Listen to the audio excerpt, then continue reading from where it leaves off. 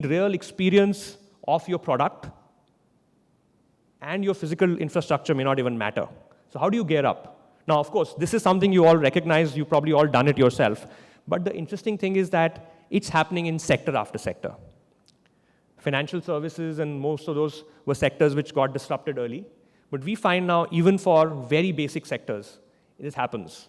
A farmer, when he has a whitefly infestation, takes a photo of the disease leaf and sends it to somewhere, and he gets some advice through his phone and gets some advice on what to buy and which dealer to go to. So it is happening everywhere. Similarly, Indian companies have done a terrific job on getting data. They always feel underconfident about the data they have. But the reality is that now some of them are moving ahead, taking the data they have, marrying it with unstructured data. And now you have technology to do that, right? Even word sort of comments which come from your service infrastructure, taking that, using advanced analytics engine, and being able to create distinct personas of customers on how they buy. So consumer companies and automotive companies will have 30, 40 personas of the type of people they buy. They know when a person shows up who fits that persona, which salesperson will be the most effective, what sales pitch will be the most effective, and increasing conversion rates by 50 to 100% in some cases by getting it right. Again, this is one area where it is already working. Will it work in others? It will. I see a lot of people being very skeptical. In a board discussion of an industrial company recently, there was this big debate whether this will happen or not happen, right? And the consensus was, it's important, it's a good fad, but frankly, it's not relevant to us right now because it's not happening. Then we went around the room and we polled how many people, and mind you, these are all people above 55 years of age. How many of you actually buy online? Everybody was doing that. Then we said, okay, let's go one step further. How many of you buy on recommendation made by the e-commerce site? How many of you buy when you show an email or a message come to you saying, we think you like this product? 100% of the people had made a purchase like that in the last month of that meeting, right? So this is going to happen. It'll be confusing. It'll be difficult to get conviction on how to sort of do it, but you need to do it. So that was how you perform. Now let's move to invest. The first thing in invest is, and this is not about making big capex investments, setting up mega plants. This is about ensuring that you know what are the granular pockets of growth, and you are able to reallocate resources. Many people know the granular pockets of growth, but are unable to reallocate resources to where they come. So how do you sort of get granular opportunities of growth, right? So let's say, again, an example. This is a heat map. On one axis, you have, within two-wheelers, various categories of two-wheelers, scooters, motorcycles of different CCs. And the other axis, you have various markets. Now, you can come back and say that two-wheeler segments in India is growing at 8 to 10%, right? And you can plan for that. But the reality is, if you look at this, scooters in some part of the country are growing more than 30%. With sort of a good monsoon, suddenly this year, 100, 110 cc in some rural pockets are growing by 20, 25%. And this is still not the right level of granularity. I have done it to make it more comprehensible on a slide. The reality is this is a cell which will have at least 15 types of markets and at least 10 types of products. You're looking at 150 cells. So how do you look at these cells, and how do you allocate resources to those cells? The second area where it is getting unleashed quite significantly, and this is getting enabled by some of the new regulations on GST, etc., where earlier a lot of sub-dealers or point of sale would not be easy to identify. You had to do physical market mapping. But now everybody needs to be on a certain network, right? So we find this is a company which recently used some of the emerging data and was able to, in 1 week, identify all the white spaces at a tehsil level in the country, and then reallocated resources and already seeing growth, which is happening faster.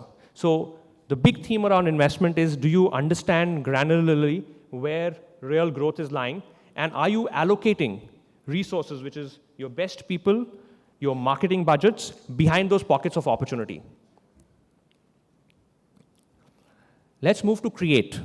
And this is, of course, this usually lies in the realm of what most people will say, oh, I have an R&D program, I have an innovation program. Create is not only on product and services, it's also on business models.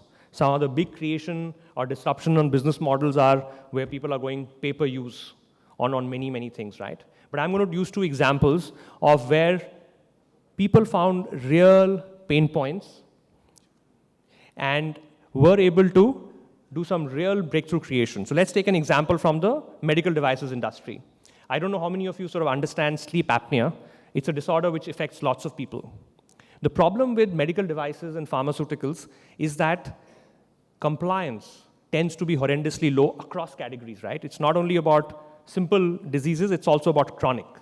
And usually very few people, everybody complains about compliance being low, but very few people have sort of gotten into the next level of why this is low. So if you look at sleep apnea, and I don't know if you can see the pictures, usually you need to put a mask and sleep. It is hugely cumbersome, very inconvenient, and compliance rates are very, very low. So this company really identified that and created a product. I don't know, again, if you can see it clearly, but it's a small clip-on, right? Compliance levels have gone up by 40%. It's breakthrough in terms of sales. And by the way, this is happening in category after category. Really, there is a lot of pain points your customers have, a lot of unmet needs they have, but the real question is, are you able to capitalize that? So that is on how do you create. I think the other one I'm not going to cover in the interest of time, but there is also examples like Adobe, etc., which is fundamentally upended through subscription models of the businesses they have done. So how do you identify the real opportunities? How do you really perform across all 3 dimensions of invest, create, and perform? That's sort of the real important thing, irrespective of what the macro environment could be. Those are the things which can really help you shine despite the environment, right? So I'm going to leave you with a few questions as you sort of go through the next few days and as you think about your own businesses. Question number 1, are you growing at least 1.5 to 2 times faster than your industry peers? If you're not, you do need to think about growth. Are you playing in the right high tailwind segments? Because more than trying to gain market share, if you're playing in segments which have natural tailwind, you will always, always win. Do you really understand the trends which are affecting your industry? And are you able to sort of really create programs to leverage them? Are you getting disrupted by either low-cost substitutes, very aggressive competition, very, very different radical change in business models? If you are, then are you sort of creating and investing behind those disruptions yourself or creating those disruptions yourself? Do your customers have a lot of pain point and unmet needs? And these are not only across products, it could be across services, it could be across aftermarket, it could be across any part of the experience. If yes, you have an opportunity to create and grow. And finally, and this is true for, by the way, even basic categories like, water purification, etc., where penetrations can be lower than 20%, is your category massively under-penetrated? Is your categories dominated by unorganized players? If yes, you have a huge opportunity. So with those thoughts, thank you again for having me here. It's a pleasure, and hopefully some of these ideas will trigger good thoughts and insights for all of you. Thanks.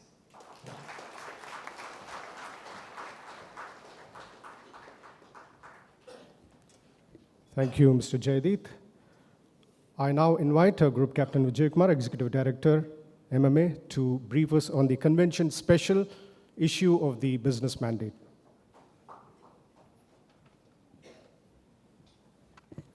Morning. MMA comes out eagerly awaited in-house news magazine among the management fraternity, Business Mandate. The monthly in-house magazine, MMA Business Mandate, has a readership of over 50,000 who feature among the leading business groups in South India and are all made up of dynamic and medium companies as well as reputed professionals from all walks of industry. Other than MMA members, Business Mandate is circulated among the notable opinion makers, industry leaders, senior government officials, multinational groups, management students, and a host of personalities. In addition, e-copy of the Business Mandate is circulated amongst a large number of management professionals and management students in the country. On the occasion of MMA Annual Convention 2018, we have brought out a special issue of the magazine consisting of interesting articles for the benefit of our readers. May I now request our distinguished chief guest, Dr. Arvind Subramaniam, Chief Economic Advisor of the Government of India, to step forward and do us the honor of releasing the first copy of the magazine and hand over to the guest of honor, that it and other dignitaries on stage. May I, sir?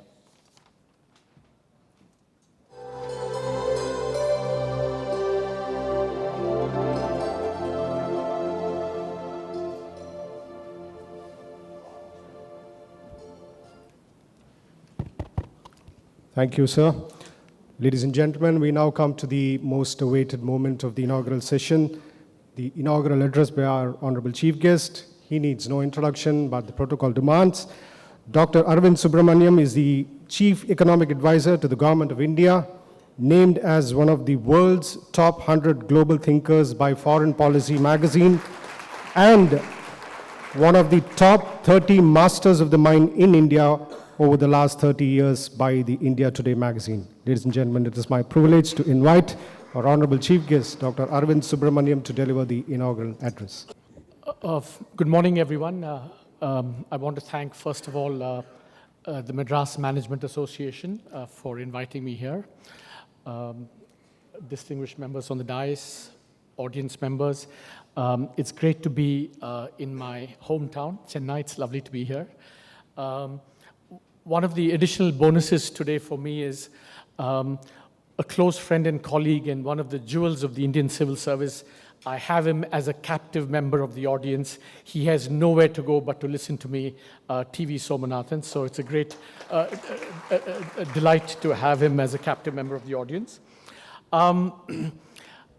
So the topic is growth, I'm told. I have chosen today not to speak about growth. I'll explain for two reasons. The first reason, of course, is that all of you should have read the economic survey. If you haven't, sorry, I'm not going to tell you about growth. You have to learn about it from the economic survey. The second reason I'm not going to speak about growth is actually I'm going to speak about something that's on everyone's mind today. I think if you open the newspapers in the morning, there's only one topic that's dominating the headlines. And I'm going to speak about that. And of course, it goes without saying that that topic is actually critical now to accelerating India's growth. As was mentioned, India is going to be the fastest grower, but India is still underperforming relative to potential. So how can we address this problem is what I'm going to speak about. So what is on everyone's minds this morning? Let me give you a little bit of, tell you what should be on everyone's minds. 6-7 months ago, a year ago, the government passed the bankruptcy code, and then 6 months ago, the RBI put all these things into number of companies into resolution. A couple of months ago, the government fired a bazooka and recapitalized the banks, announced, and then it was implemented. Over the weekend, I think Friday it was, that the regulator, the Reserve Bank of India, passed a series of regulations to kind of accelerate the resolution process. And of course, over the weekend, we have all these scandals that have affected the Indian banking system. Bank of Baroda closed down operations in South Africa. State Bank of India has had to recapitalize and recognize a lot more than they had hitherto said. And of course, there's the Punjab National Bank episode. So the topic that's on everyone's mind. So the topic of my talk today is I'm going to answer two questions. Question number one is, if not now, when? The question number two, if not this, i.e. the status quo, what? So if not now, when? If not this, what? And all of this, of course, relates to the Indian banking system, especially the public sector banks. So President Barack Obama, he had an advisor, his aide, his chef de cabinet, his chief of staff, his first chief of staff, was a man called Rahm Emanuel. He's gone on to become mayor of Chicago, and he said, never waste a crisis. So the question is, from a public policy point of view, how should we take advantage of the series of events that have been happening around the Indian banking system. Now, let me be clear at the outset. I don't belong to the Enforcement Directorate. I don't belong to the CBI. I don't belong to the Reserve Bank of India. So I know nothing about the details of any of this. You're probably much better off reading the newspapers than listening to me because I know nothing about this. But I want to step back and ask a public policy question. What should we learn about what is happening in terms of the way forward? So if not now, when? Reform of the banking system. If not the status quo, what? What all should we do? Now, let me step back, and this comes back to growth. When I first took up this job as Chief Economic Advisor, one of the first pieces of analysis that we did on the Indian economy was to say that what is holding back growth is what we call the twin balance sheet challenge. And this has happened all over the world. Basically, what happens is that there's a period of boom, there's over-enthusiasm, there's also a lot of cronyism and, the C word that I don't want to use. And then what happens is you're left with a legacy where companies have too much debt on their balance sheets because they've overborrowed, and some of the expectations about growth and profitability don't materialize. And then the flip side of that, so company balance sheets are affected, they can't spend, therefore investment in the economy is low. And then banks in turn, who have lent this money, in this case, in the Indian case, it happened to be the public sector banks, they lent money and they're saddled with all these non-performing assets, so they can't supply credit to the economy to the extent that the economy needs. So corporate balance sheets were, affected, bank balance sheets were affected, and we had this twin balance sheet problem, which was holding back the economy. Now, what we said, a couple of years ago, and here, if I may be permitted to lapse into management jingo, I think McKinsey I don't know whether it'd be proud of, the management jingo is always, 6 F's, 7 Y's, 3 K's, 2 M's, and so on. I'm going to use 4 R's, the 4 R's of how to address the twin balance sheet challenge. We said there are 4 things necessary to address this overhang of the twin balance sheet challenge. 1, the first are recognition, and I'll explain all of these. 2, resolution. 3, recapitalization. And 4, reforms. So it's kind of cute, 4 R's. I think McKinsey would be proud of me. But I think that, and today I'm going to make a confession. We spoke about the 4 R's.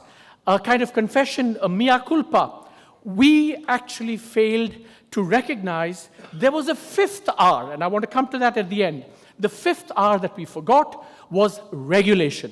Regulation of the banking system and the role of the regulator in this. Now, let me go through each of these. What is recognition? Recognition is that, when around the world it always happens, the first step is to actually quantify and identify the magnitude of the problem. In this case, how much stressed and non-performing assets there are in the banking system. I think beginning in a couple of years ago, the regulator, the Reserve Bank of India, started this asset quality, what they called AQR. And to be fair, over the last 2-3 years, we've made a lot of progress on recognition. So now we are coming closer and closer to knowing how much really stressed and bad assets there are in the banking system.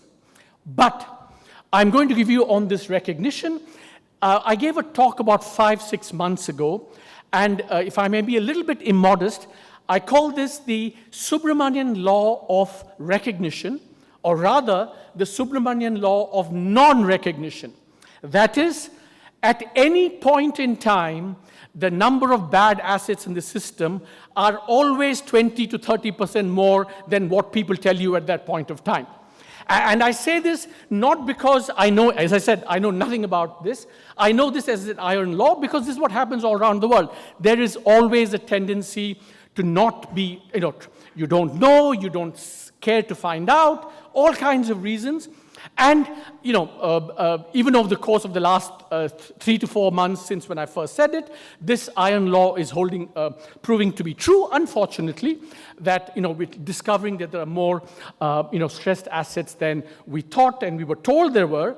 And this will happen all the time. So just as a matter of prudence, we should plan for there being more stressed assets in the system than we think at any point, then banks tell us they have at any point, then regulators tell us at any point.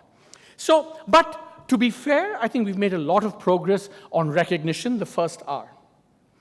The second R is resolution, and I think one of the major achievements of the government from a macro financial point of view was to pass the bankruptcy code.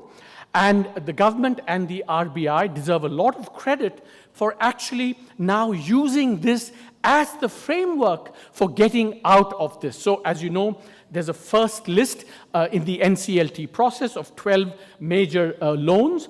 There's a second list that's going, and over the weekend, as I said, the RBI has said that this process needs to be accelerated. So I think that we're kind of making progress on resolution. Of course, lots of questions out there. How quickly will this work? What will be the haircuts? Will there be need for more money than currently we've provisioned for, et cetera, et cetera. But that process, is moving along. I think that I'm very hopeful that we will make progress on that. So resolution, I think, is kind of moving forward. The third R, recapitalization. As I said, the government fired the big bazooka.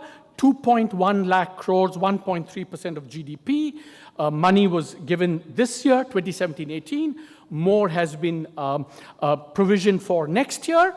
But of course, as I said, if the Subramanian law of non-recognition continues to hold, if the bankruptcy process creates haircuts that are greater than what we currently envisage, then perhaps there may be need for more resources, but there too, I think the recapitalization process has proceeded, and the government deserves a lot of credit for actually taking the courage and taking this very difficult action of starting to recapitalize the banks. That's the third R. Now I want today to focus on the fourth R, reform. Now, I think one of the really, really kind of difficult and important challenges as the government starts to reform this is this. Government is putting in a lot of money to recapitalize the banks. How do we make sure that this does not repeat itself? Remember, this is true all over the world. There's almost a depressing regularity about banking and financial crises. Every 10, 15 years, the same saga happens, and we're forced into this kind of damage limitation mode. Economists have a term for this called moral hazard, that basically means that, if you now give money to people, give haircuts, how will it affect future behavior? If you bail out the fat cats, do they go away scot-free? If we bail out the banks, what discipline will there be in the future going forward? How do we prevent this from happening? What is the guarantee against the recurrence of moral hazard?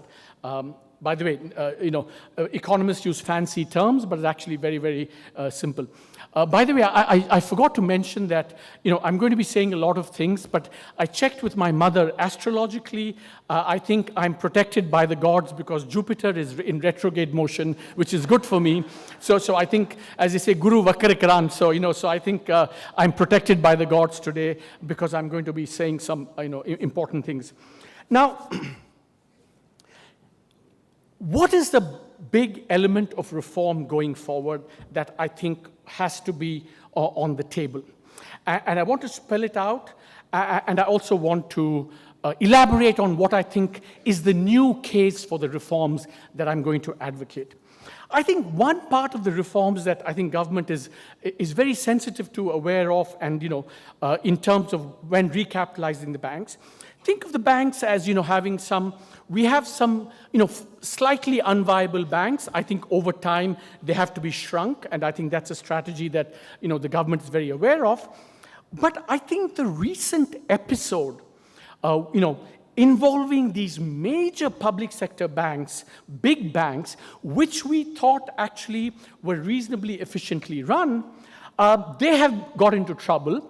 So the question is, how do we change this going forward?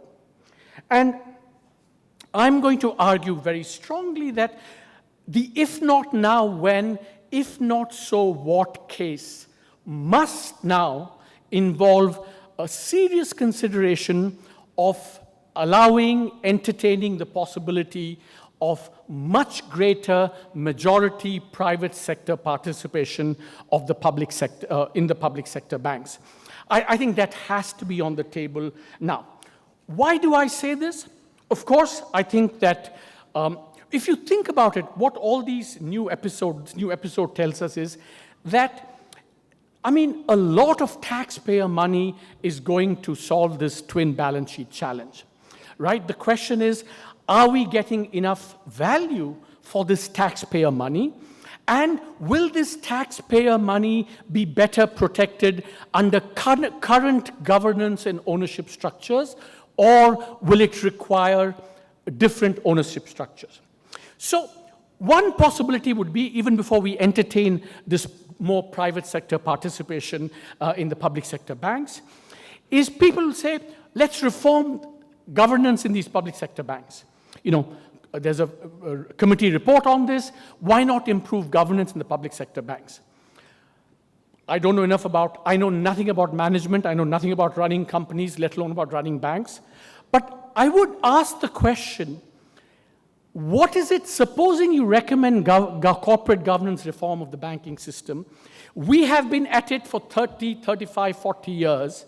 What is it that guarantees that any recommendations we make now will be better implemented, more effective than what we said in the past?